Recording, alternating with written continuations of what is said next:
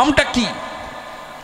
কাম হচ্ছে নিজেকে সুখ দেয়, নিজেকে সুখী করতে চায়, নিজে সুখ চায়। আর প্রেম হচ্ছে অন্যকে সুখ দেয়। রাধে রাধে, এটা প্রেম, এটাই লাভ। এটা বাণিজ্যিক ভালোবাসা বলে না। আমাদের যে ভালোবাসা, তুমি কিছু দিলে তবে তোমাকে আমি কিছু দেবো, এটাকে ভণ্ড ছাড়া কিছু বলে না, ভণ্ডামি। তুমি না দিলে তোমাকে আমি কেন দেবো? ভালোবাসাই এই প্রশ্ন আসবেই না। তুমি না দিলেও দেবো, তুমি কি দেবে আমাকে? আমার তো কিছু প্রয়োজন নেই। আমার জীবনে যেটা প্রয়োজন, তোমাকে সুখী রাখা, সুখী দেখা, সুখ দেওয়া। কাম হচ্ছে এই, প্রেম হচ্ছে এই। কাম হচ্ছে কি? তপ্ত গ্রীষ্মের তাপ, প্রখর তাপ ছারখার করে দেয়। প্রেম কি? নির্মল ভাস্কর, শ্রাবণের ধারা, অবিশ্রান্ত ধারা। কাম কি? নিজের ইন্দ্রিয়গুলোকে সুখ দেয়, সুখ চায়। প্রেম কি? কৃষ্ণের ইন্দ্রিয়কে সুখ দিয়ে। রাধে রাধে। কাম কি? জীবন ভোর হাত পেতে ভগবানের কাছে শুধু বলে দাও দাও দাও। আর প্রেম কি? কৃষ্ণের কাছে দুহাত পেতে বলে তুমি নাও নাও নাও। রাধে রাধে রাধে রাধে। এইটা কি বলে প্রেম? এইটা কি বলে কৃষ্ণ সুখৈক তাৎপর্যময়ী প্রেম? কি রাস শুনবো, কি রাস শুনবো। আমাকে বৃন্দাবন থেকে বারণ করেন আমার ভাগবত গুরু, করো নাও সব। কৃষ্ণ সুখৈক তাৎপর্যময়ী প্রেম, খুব গভীর ভাবে এই জায়গাটা শুনতে হবে। আমি কতটা আনন্দ পাচ্ছি নয়, আমার নিতাই গৌর কতটা আনন্দ পাচ্ছে আপনাদের মধ্যে দিয়ে, সেইটাই প্রমাণ হয়ে যাবে। দেখুন কাম আর প্রেম কি বলছে, কৃষ্ণ সুখৈক তাৎপর্যময়ী। তা এইবার এই জায়গাটাকে গভীরভাবে ভাবুন। কৃষ্ণ সুখৈক তাৎপর্যময়ী কি বলা হয়েছে এখানটায়? কৃষ্ণকে সুখ দেবার জন্যে মানব দেহ। থামুন এই জায়গাটায়, এবার উদাহরণে আসুন। এখানটায় কি বলছে? নিজের সুখের প্রয়োজন নেই। এই কথাটা কিন্তু একদম এই স্ট্যান্ডার্ডে কিন্তু মাথায় ভেতর দিয়ে একদম ভেতরে চিত্তে বসিয়ে দেন। নিজের সুখের প্রয়োজন নেই, কৃষ্ণ সুখেরই প্রয়োজন। এটা কি বলে? কৃষ্ণ সুখৈক তাৎপর্যময়ী ভক্তি। তো গভীরভাবে ভাবুন, তো গভীরভাবে চিন্তা করুন। আপনার সুখের প্রয়োজন নেই, কিন্তু একটা রমণী যখন সমস্ত কিছু উজাড় করে তার পতিকে সুখ দেয়, তার তো নিজের সুখের প্রয়োজন নেই। পতি সুখ পাচ্ছে কিনা তাকে নিয়ে, তার প্রেম ব্যবহারে পতি কতটা সুখ পাচ্ছে সেই দিকে তার সতীক্ষ্ণ নজর থাকে। পতি যত সুখ, তত আরো সুখ দিতে ইচ্ছা করে পতিকে। কি না আপনার সুখের প্রয়োজন নেই? একটু ভাবুন তো, আপনার সুখের প্রয়োজন না থাকলেও বা সেই রমণীটার সুখের নিজের প্রয়োজন না থাকলেও পতিকে সুখ দিতে গিয়ে সেই পত্নীটা বা রমণীটা কি পাল্টা সুখ কিছু ফিরে পায় না? রাধে রাধে। পায় না? পায় কি না? পায় তো। সুখ চাইছে না, সুখের প্রত্যাশা করছে না, সুখের প্রয়োজনই নেই। প্রয়োজন নেই অথচ সে সুখ পাচ্ছে। হ্যাঁ, পেয়ে যাচ্ছে, সুখ দিতে গিয়ে সুখ পেয়ে যাচ্ছে। আচ্ছা, এই যে সুখটা চাইছেন না, প্রয়োজন নেই, পেলেন, এবার আপনি কি করবেন? আমরা সুখ হাতছাড়া করতে চাই না, কোনো সুখই নয়। সুখ যেন ভেতরে ঢুকিয়ে পুঞ্জীভূত করে রাখি। আমাদের সুখ থেকে এক কণাও যদি খসে যায়, চিত্ত যেন ফেটে, যেন হৃদয় ফেটে বিদীর্ণ হয়ে যায়। খাওয়া শোয়া সব কোথায় চলে যায়, মনের আনন্দ স্ফূর্তি কিচ্ছু থাকে না। এক কণা যদি কারোর সুখ চলে যায়, এগুলো তো রোজ প্রাত্যহিক জীবনে আমরা দেখি, তাই না? তাহলে এই জায়গাটা কি বুঝলাম? প্রথমে বুঝলাম কৃষ্ণকে সুখ দেবার জন্যে মানব দেহ। কৃষ্ণ সুখৈক্য তাৎপর্যময়ী মানে হচ্ছে কৃষ্ণকে সুখ দিতে হবে, সুখের প্রত্যাশা করলে হবে না। আবার এদিকে দেখলাম সুখের প্রয়োজন না থাকলেও সুখ সে ফেরত পাচ্ছে। তাহলে রাধারানীও কৃষ্ণকে সুখ দিতে গিয়ে তো সুখ ফেরত পান, পাই তো। রাধারানী সুখটা কি করছে, এই জায়গায় উদাহরণ দিচ্ছে মহাজন, বৃন্দাবনের মহাজন, তাদের অনুভূতির কথা বলছে। ধরা যাক এখানে নদী আছে, নদীর ধারে এক বাবাজি এসছে। এই শীতকালে আমরা চাদর সোয়েটার কত কিছু পরেছি, সেই বাবাজির গায়ে কিচ্ছু নেই, একটা বহির্বাস কোন রকম জড়ানো আছে, ব্যাস, আর কিছু নেই। বসে বসে নাম করছে শীতের মধ্যে, আমরা কাঁপছি। তাকে একদিন দুদিন তখন গ্রামে বলা বলি করছি যে এ বেটা চোর, উড়ে এসে জুড়ে বসেছে, ঘর সাবধান করে সব রাত্রি সজাগ হয়ে শুস রে, কার দরজা ভাঙবে রাত্রিবেলায় বলা মুশকিল। দিন 5, 7, 10 সাবধানে শোয়া হলো, দেখা যাচ্ছে যে কারোর দরজায় ভাঙেনি। নিতাই গো হরি বল, রাধে রাধে বলিয়ে, প্রেম সে বলিয়ে। তখন গ্রামের লোকেরা বলা বলি করছে, তাহলে এর মাথা খারাপ আছে মনে হয়, নাহলে এই ঠান্ডায় খালি গায়ে কি করে থাকে রে বাবা, দেখ তো একটু লক্ষ্য করে মাথা খারাপ কিনা। কদিন লক্ষ্য করে দেখা গেল মাথাটাও খারাপ নাই, ঠিকই আছে। তখন গ্রামের লোকেরা আরো কদিন পর আলোচনায় বলা বলি করছে, লোকটা কিছু তো একটা খাচ্ছে, খাচ্ছেটা কি? কেউ কিছু খাবারও থেকে দেয় না, তাহলে কিনে টিনে খাচ্ছে। তো গাঁয়ের যত দোকান আছে, পাট আছে, সব খোঁজ নিয়ে জানা গেল কারোর দোকান থেকে কিচ্ছু নেয়নি। তার তো পয়সাই নেই, সে নেবে কি করে? প্রেম কি জিনিস দেখুন বোঝাচ্ছে মহাজন। তখন বলা বলি করছে, দেখ কিছুটা একটা খাচ্ছে, আজকে 10-15 দিন হয়ে গেল, না খেলে কেউ বাঁচে নাকি? হ্যাঁ, এটা লুকিয়ে লুকিয়ে মারছে, ভালো মন্দ কিছু একটু খেয়াল রাখতো। চ্যাংরা ছেলেদের বলা হলো, তারা 2-4 ঘন্টা পালা করে করে ঝোপ থেকে আড়াল থেকে লক্ষ্য করে দেখছে, হ্যাঁ খাচ্ছে। কি খাচ্ছে না? খিদে পেলে নদীর মাটি খাচ্ছে, আর পিপাসা পেলে নদীর জল নিয়ে খাচ্ছে। রাধে রাধে। নদীর মাটি আর জল খেয়ে দিনের পর দিন কাটিয়ে দিচ্ছে। কেউ কেউ বিশ্বাস করলো, কেউ করলো না। যারা বিশ্বাস করলো না তারাও আড়াল থেকে গিয়ে দেখলো যে হ্যাঁ ঠিকই তো, মাটি জল খাচ্ছে নদীর। এইবার গ্রামের লোক বলা বলি করছে, আচ্ছা ভগবান আমাদের ঘর দিয়েছে, বাড়ি দিয়েছে, জমি জায়গা দিয়েছে, ব্যাংক ব্যালেন্স দিয়েছে, পুকুর দিয়েছে, স্ত্রী দিয়েছে, পুত্র কন্যা দিয়েছে, নাতি নাতনি দিয়েছে, সমাজে যশ প্রতিষ্ঠা দিয়েছে, এত কিছু দিয়েছে, কিন্তু আমাদের মনে সুখ নেই, আনন্দ নেই কেন বলতো? আর ওই লোকটার জমি নেই, জায়গা নেই, ব্যাংক ব্যালেন্স নেই, খাবার একটা কেউ যদি দেয় খাবারটা নিয়ে খাবে, তার একটা থালা বাটি ঘটি গ্লাসও কিছু নেই, কিছুই নেই, কিছুই নেই, অথচ এত আনন্দ। আর আমাদের এত কিছু দিয়েছেন ভগবান, আমাদের মনে আনন্দ নেই কেন?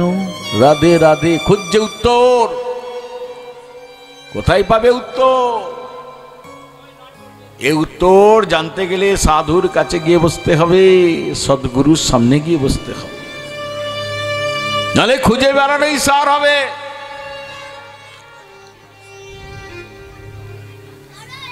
দূর গ্রামে এক ধনী ব্যক্তি থাকে, সে ভাবছে, শুনেছে সে যে এই গ্রামে এক দরিদ্র ব্যক্তি এসছে, তার কেউ কিছু খাবার দিলে সেই খাবারটা নিয়ে খাবে তার জায়গা পর্যন্ত নেই।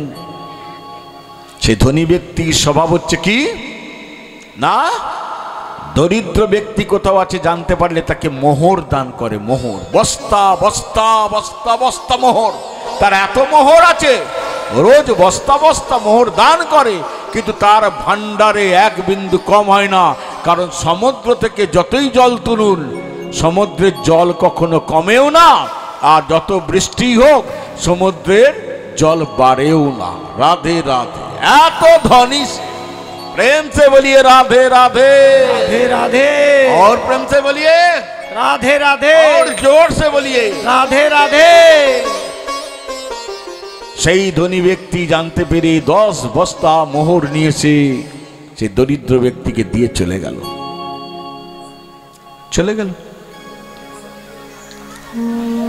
যে মোহর দান করলো 10 বস্তা, তার তখন বুকের ছাতি কি হবে? ভুলে যাবে, আমি 10 বস্তা মোহর দান করলাম, কিন্তু আমার ভান্ডারে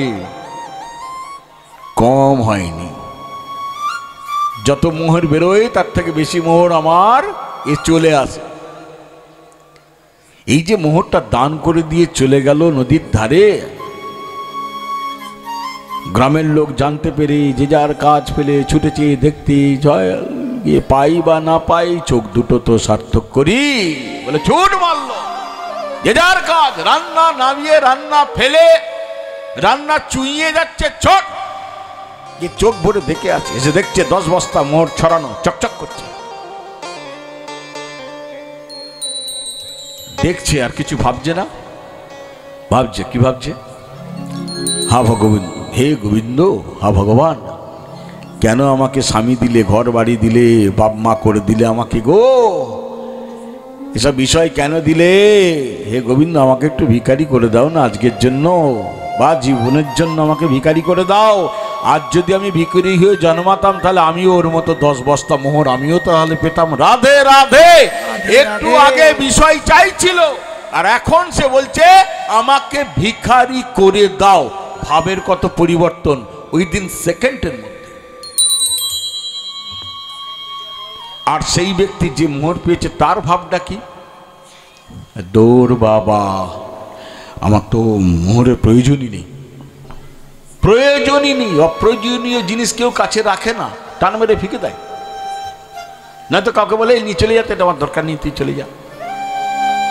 এবার যার দরকার আছে এই বস্তুটা শেষে আনন্দ পায়। তখন করলো কি, সেই দরিদ্র ব্যক্তিটা 10 বস্তা মোহর বস্তায় ভরে মাথায় করে একে একে নিয়ে গিয়ে যে মোহর দিয়েছিল তার মোহর তাকেই ফেরত দিয়ে চলে এলো। নিতাই গৌর হরি বল, বলিও রাধে রাধে। ফেরত দিয়ে চলে এলো। ফেরত যে দিয়ে এলো তার তো কোনো আফসোস নেই। ও যেমন ছিল তেমন, মোহর পাওয়ার আগেও যেমন, মোহর পাওয়ার পরেও তেমন, ফেরত দিয়ে আসার পরেও ঠিক অ্যাজ ইট ইজ আছে। হ্যাঁ, প্রয়োজন নেই, তার আফসোসটা হবেটা হলো, ফেরত দিয়ে এলো। যে মোহরটা ফেরত পেল যে ব্যক্তি, আবার যিনি দিয়েছিলেন, তার মনের ভাব এবার কি হবে? একটা ভাব আসবে না? কি ভাব আসবে? আরে বাস, 10 বস্তা মোহর বিনা পরিশ্রমে পাবার পর ফেরত দিয়ে চলে গেল, মানে তাহলে না জানি এর ঘরে কত বস্তা মোহর আছে। রাধে রাধে রাধে। আমি জানি আমার ভান্ডারে কোটি কোটি বস্তা আছে, আমার থেকে ধনী জগতে কেউ নেই। আমি যাকে দান করি কোনা মাত্র দিই, আমি 10 বস্তা মোহর আমার কাছে কোনা, সেটা পেয়েই তার দারিদ্রতা ঘুচে যায়, সে কোটিপতি হয়ে যায়। সে ব্যক্তি যদি মোহর ফেরত দেয় তাহলে সে তো দরিদ্র নয়, তার ঘরে না জানি কত কোটি বস্তা মোহর আছে, তবে সে 10 বস্তা মোহর ফিকে দিয়ে চলে গেল। আরে বাপ রে বাপ, তাহলে আমি জানতাম আমি জগতের ধনী, এখন দেখছি ওই তো জগতের ধনী। রাধে রাধে। এইবার সিদ্ধান্ত টানছে, রাধাও তাই। কৃষ্ণ জানতো আমি পূর্ণানন্দময়, রূপে রসে গন্ধে শব্দে স্পর্শে আমাকে কে আনন্দ দেবে? আমার কাছ থেকে কণা আনন্দ পেয়ে জীব ভেসে যায়।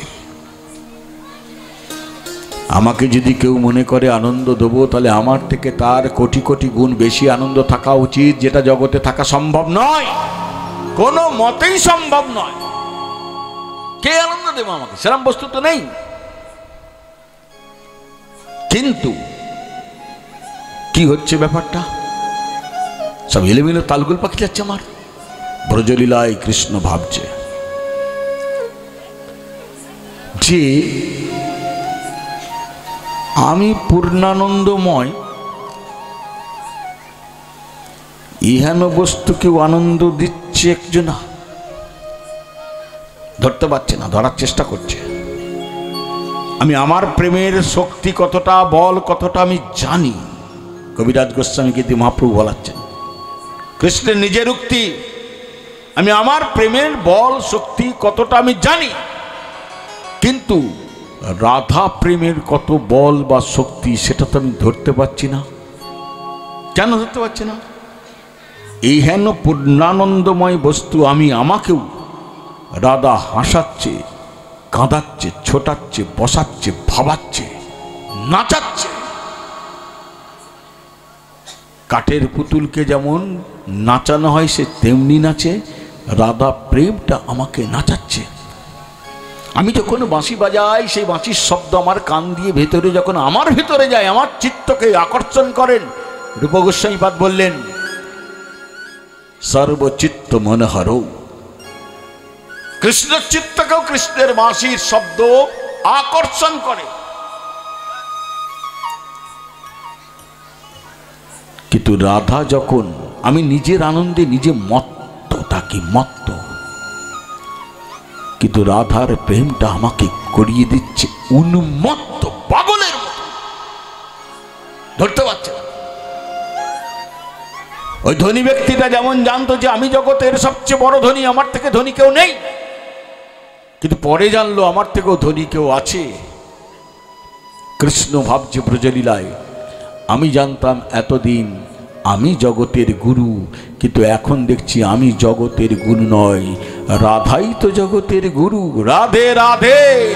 শুধু রাধা জগতের গুরু নয় তাই নয়, শুধু রাধাই যে জগতের গুরু তাই নয়, রাধা আমারও গুরু। রাধে।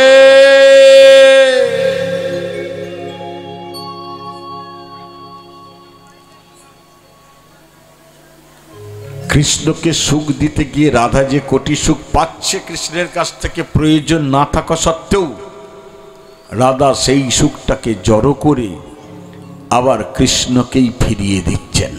এতে কি হচ্ছে? কৃষ্ণের সুখ বাড়ছে। কৃষ্ণের সুখ যত বাড়ছে, রাধার সুখের প্রয়োজন না থাকলেও রাধা তত আরো সুখ পেয়ে যাচ্ছে, আবার জমাচ্ছে, আবার ফিরিয়ে দিচ্ছে।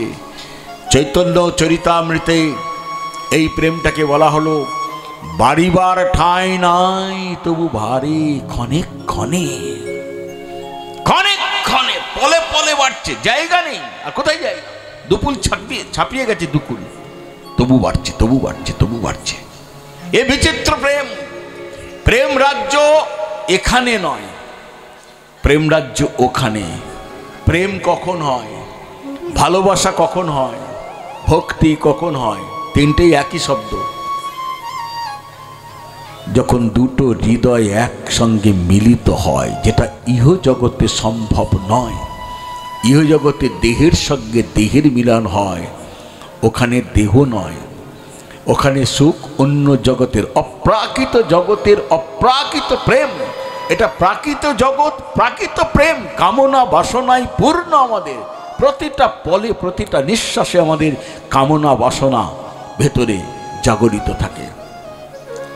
সেই অপ্রাকৃত প্রেম রাধারানী ফিরিয়ে দিচ্ছেন।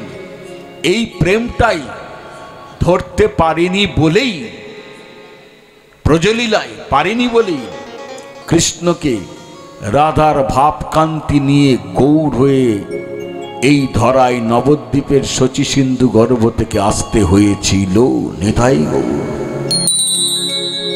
এই কাম, কামের অধিষ্ঠাত্রী দেবতা হচ্ছে কে?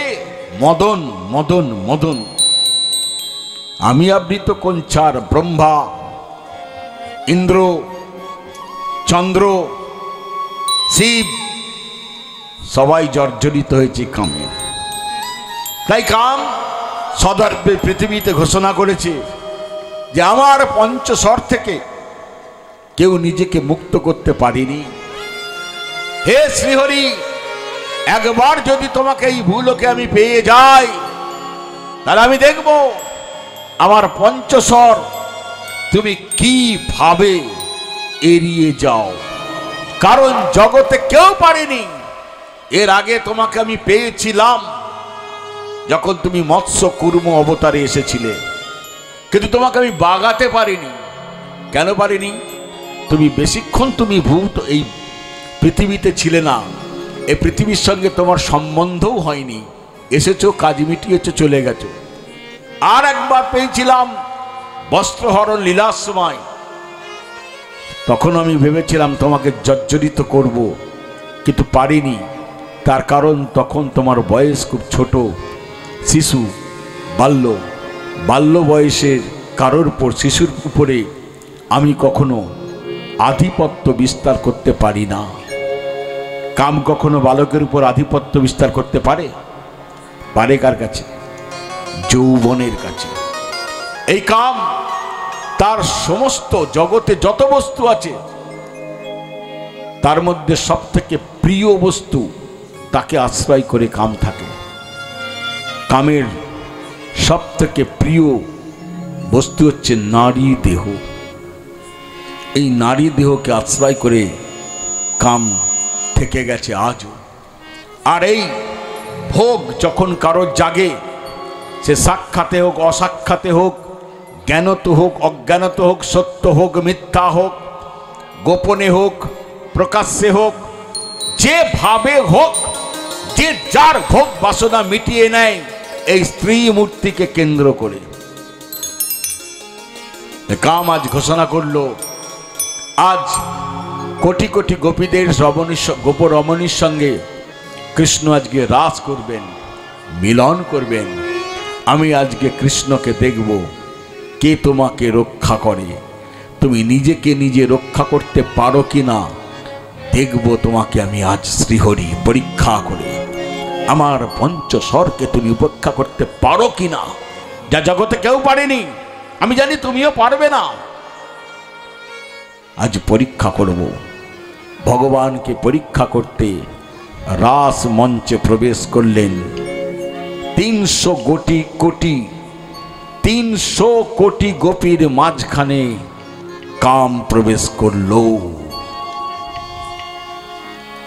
কিন্তু এখানে একটা প্রশ্ন, যে ভগবানকে সেবা দেবার আগে ভক্ত সেবা দিতে হয়। ভক্ত সেবা না দিলে, কেউ যদি ভগবানের সেবা দেয়, তার সেবা দিচ্ছে দিক, সে সেবা ভগবান কোনোদিন নেয় না। আগে ভক্ত সেবা, তারপর ভগবানের। ভগবান ভক্ত চোখে দেখেন, ভক্ত পায়ে হাঁটেন, ভক্ত মুখে কথা বলেন, ভক্ত মুখে খান তিনি। ভক্ত তুষ্ট, তিনি তুষ্ট। ভক্ত যদি সুখ না পায়, ভগবান সে সেবা নেয় না, সুখ পায় না।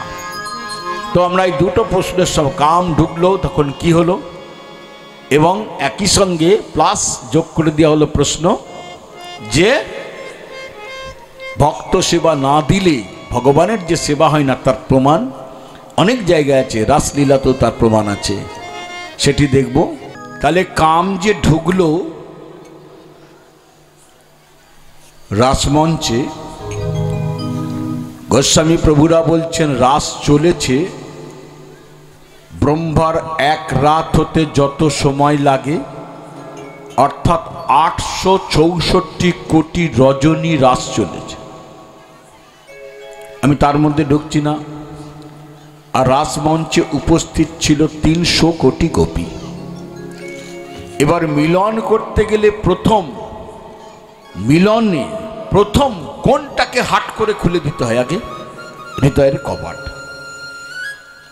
কারণ মিলনে যদি কৃপণতা থাকে, সংকোচ থাকে, তাহলে মিলন কখনো পূর্ণানন্দময় মিলন হয় না। এই 300 কোটি গোপী হৃদয়ের কপাট খুলে অপেক্ষা করছে, মিলন হবে এইবারে। কৃষ্ণ মাঝখানে দাঁড়িয়ে আছে, আর 300 কোটি গোপী বৃত্তাকারে ঘিরে রয়েছে কৃষ্ণকে, ঠিক রমণ বাসনা নিয়ে উভয়।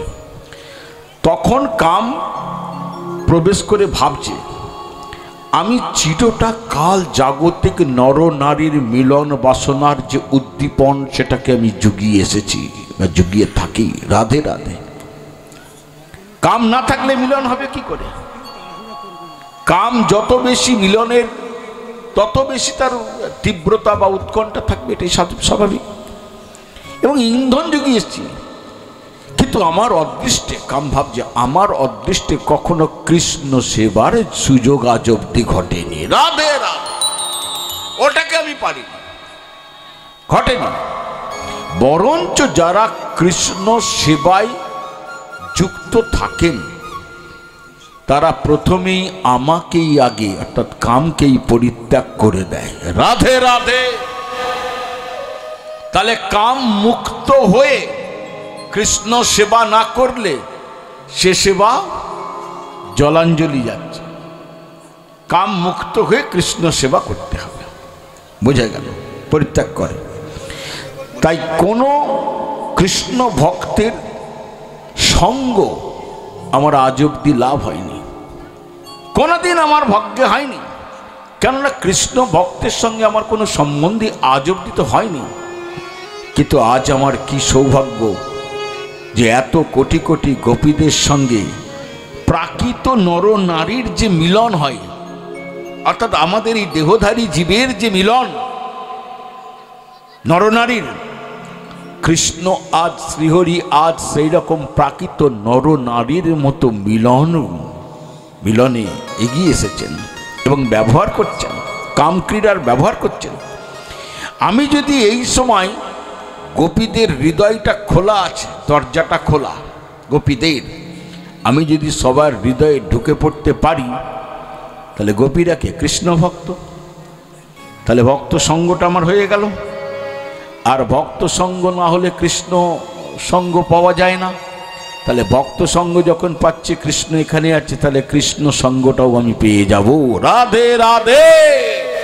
এই বলে কাম যখন ধীরে ধীরে গোপীদের হৃদয়ে প্রবেশ করতে যাচ্ছে, কৃষ্ণ তখন তাদের বললে, দাঁড়াও,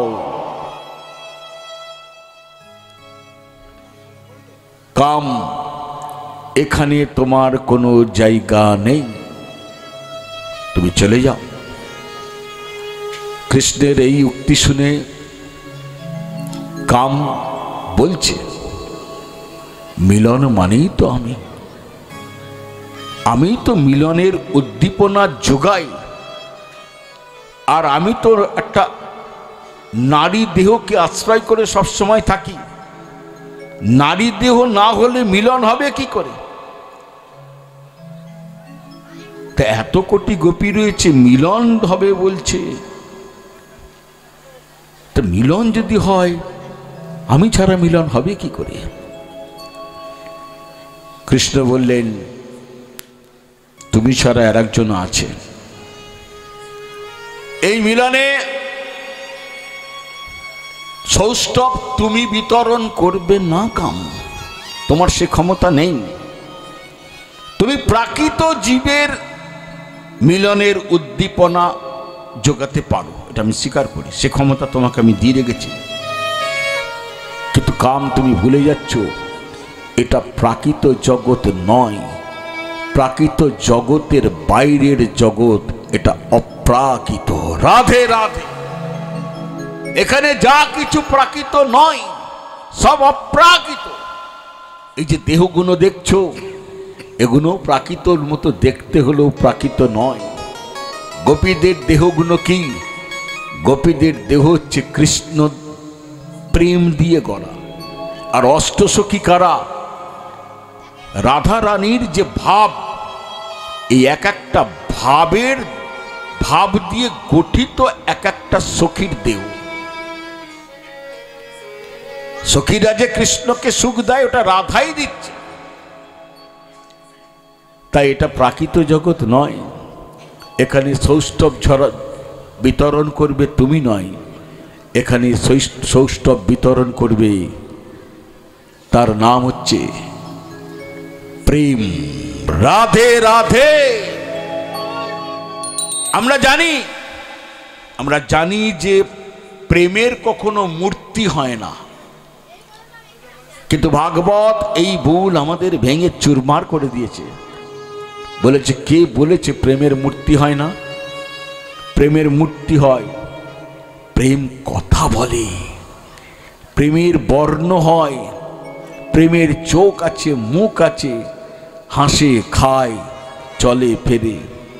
প্রেমের সুখ আছে, প্রেমের দুঃখ আছে, প্রেমের মূর্তি আছে। সেই প্রেমের মূর্তির নাম হচ্ছে শ্রী শ্রী রাধা ঠাকুরানী কি। প্রেম কি বস্তু দেখিয়ে দিয়ে গেছে রাধা রানী। রাধা রানী হচ্ছে প্রেমের মূর্তি। তিনি কথা বলেছেন, হেসেছেন, কেঁদেছেন, চলেছেন, ফিরেছেন। প্রেম কাকে বলে এই জগতে থেকে বোঝা যায় না।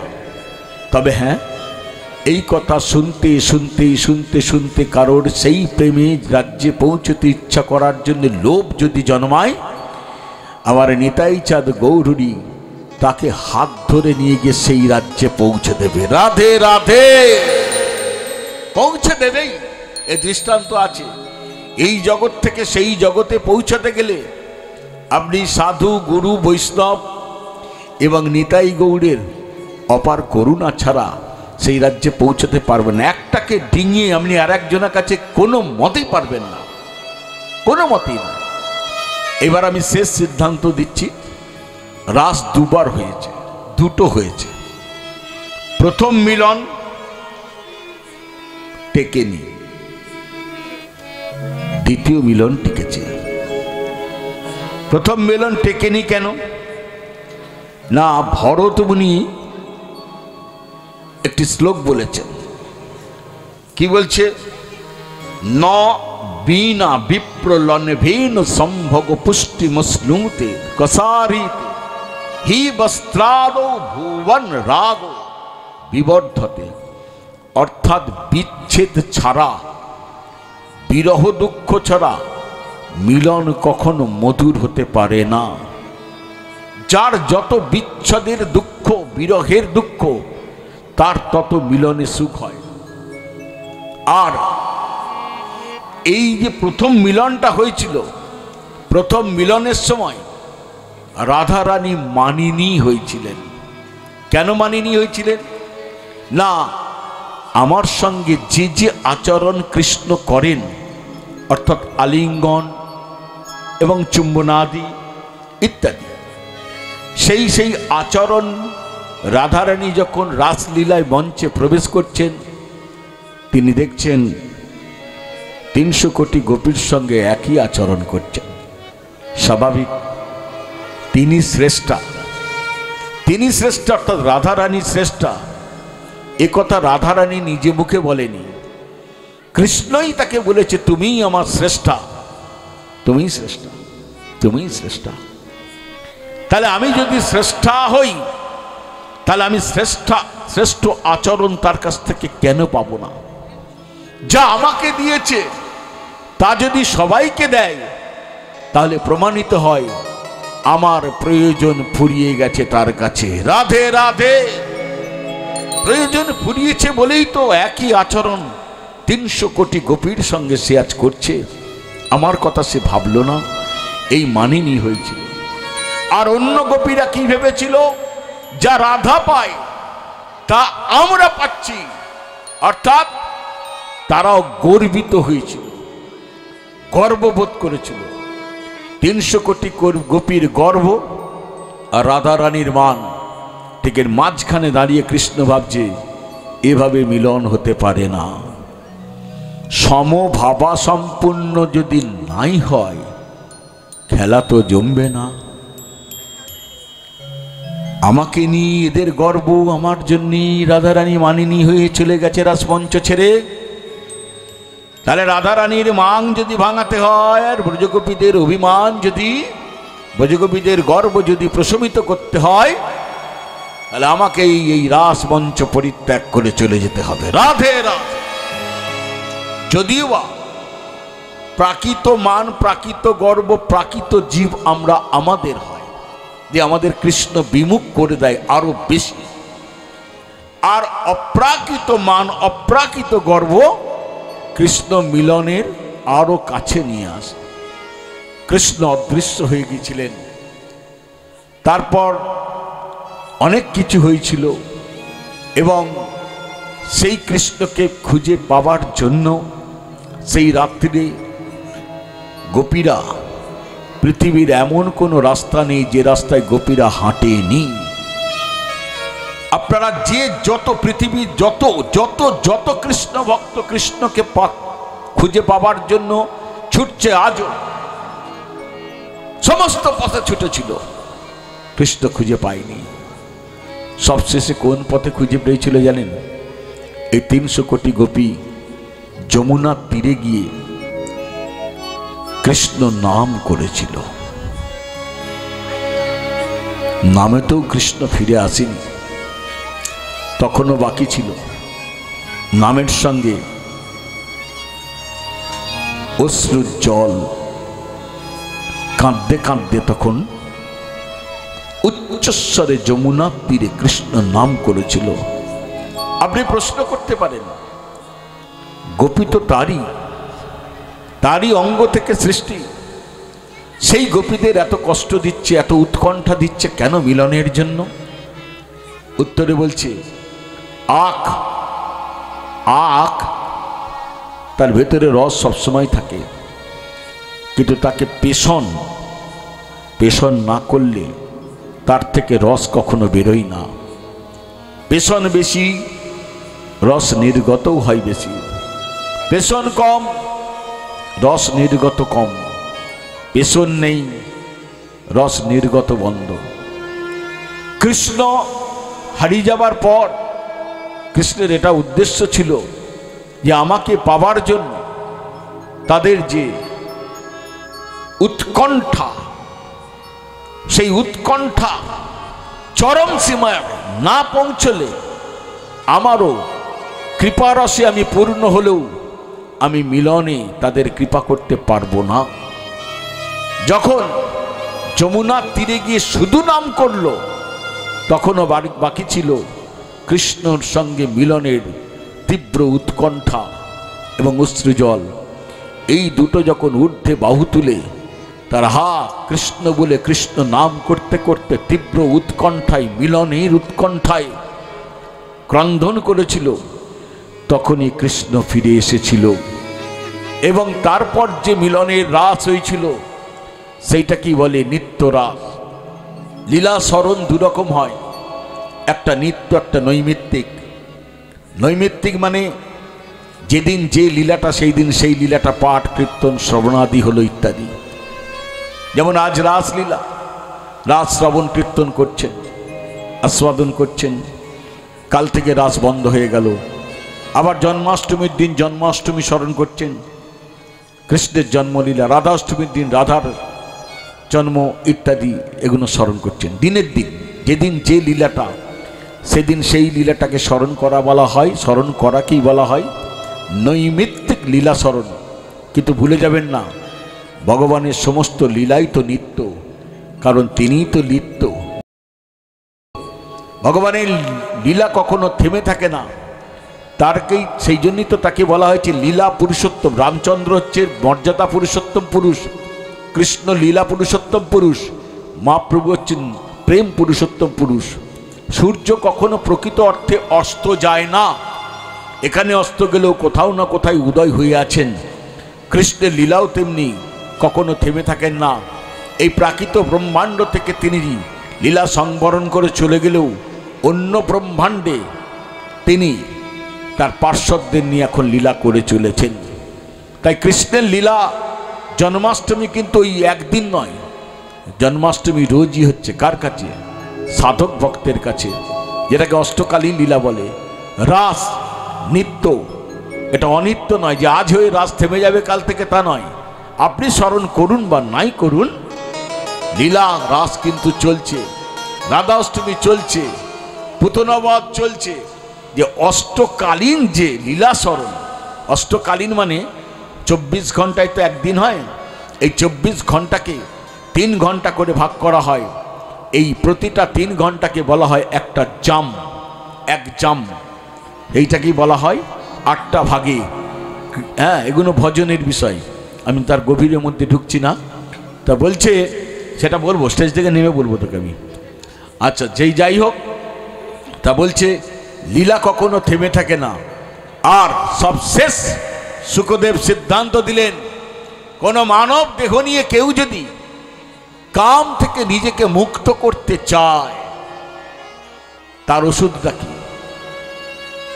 শুকদেব বলে দিলেন, প্রতিদিন যদি কেউ নিত্য রাস শ্রবণ কীর্তন করে, তার কাম জীবনে এমনভাবে মরে যায় যে প্রেম উৎপন্ন হয়, তার জীবনে কাম তার কাছে আর ঘেঁষতে পারে না।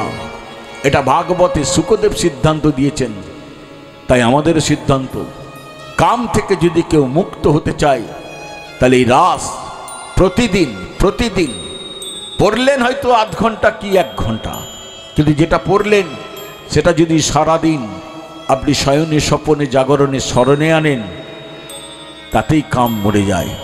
প্রকৃত অর্থে কাম মুক্ত হতে গেলে শুকদেব গোস্বামী 60,000 ঋষির মাঝখানে সিদ্ধান্ত দিলেন, জীবের একটাই ওষুধ, রাস শ্রবণ কীর্তন করে যাও। রাধে রাধে।